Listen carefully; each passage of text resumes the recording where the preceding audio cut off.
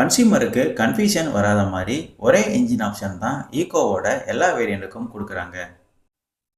யூசரோட ஃப்ளெக்சிபிலிட்டிக்கு ஏற்ற மாதிரி வெஹிக்கிளோட வேரியண்ட்டை மட்டும் யூசர் ஈஸியாக செலக்ட் பண்ணுற மாதிரி ஆப்ஷன்ஸ் கொடுத்துருக்குறாங்க.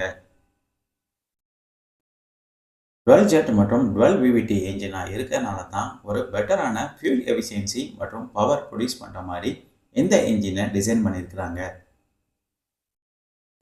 இந்த கே சீரிஸ் இன்ஜின் நாய்ஸ் மற்றும் ஹீட்டிங் இஷ்யூ இல்லாத இன்ஜினாக இருந்தாலும் இன்சுலேஷன் வைஸ் மாருதி ரொம்பவே கான்சன்ட்ரேஷன் கொடுத்து பண்ணியிருக்கிறாங்க.